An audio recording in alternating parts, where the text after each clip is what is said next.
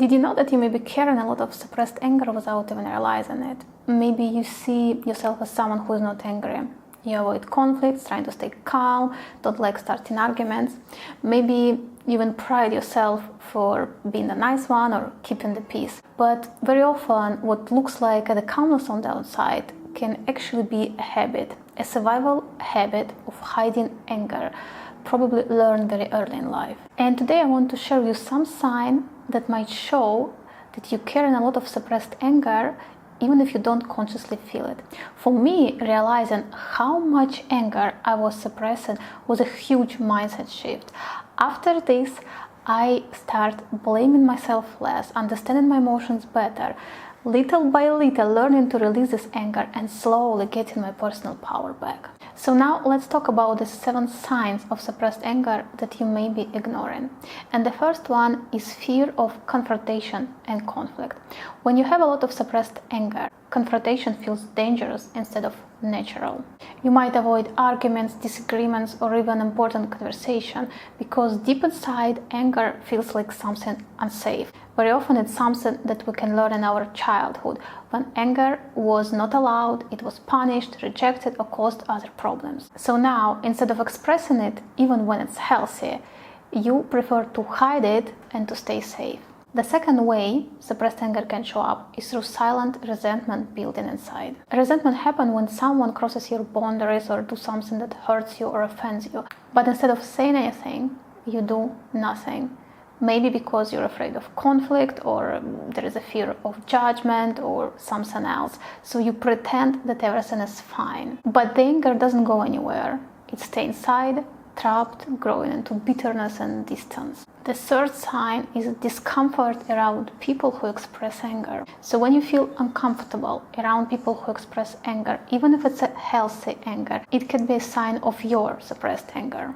When you haven't learned how to feel or express anger in a healthy way, it can feel threatening, overwhelming, or even wrong. And you may be avoiding certain situations and certain people because of this. And when you don't process or don't express your anger, it can slowly move to your body and start affecting it.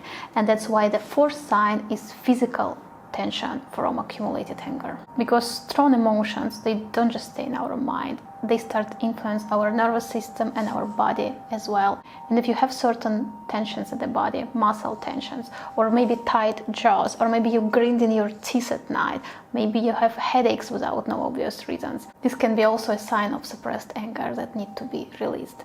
And when you hold in your anger for too long, it becomes even parts of your personality. And the fifth sign can be a habit of over-apologizing and people-pleasing. If you learned early in your life that expressing anger is dangerous or bad or creates certain issue, you find the ways how to protect yourself to having these problems. And you create certain habits to avoid conflict.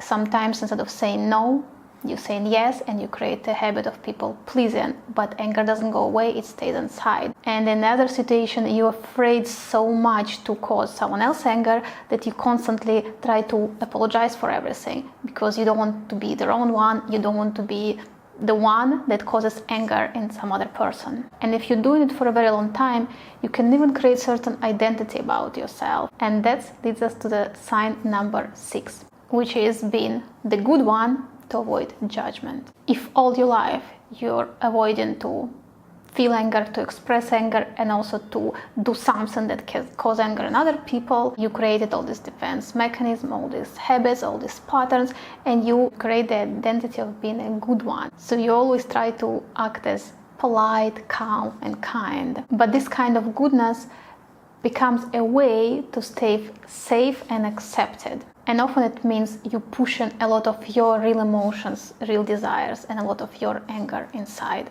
without expressing it. And all these habits and these patterns can lead to a different problem, which is a sign number 7, anxiety, which is caused by suppressed anger. When a lot of anger is accumulated without being processed, it doesn't disappear, it transforms to anxiety.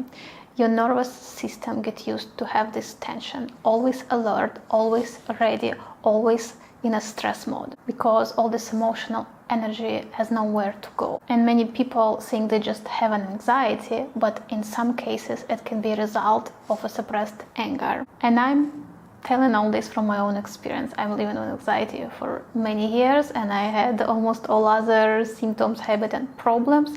And for me, it was really helpful to start uncovering this anger. I get used to see myself as someone who is not angry, who is kind, calm, nice, polite, and all these kind of things about being a good one. And only when I went very deep in healing my emotional trauma from the childhood, I discovered how much anger I was suppressing, and I started working on it and I started releasing it.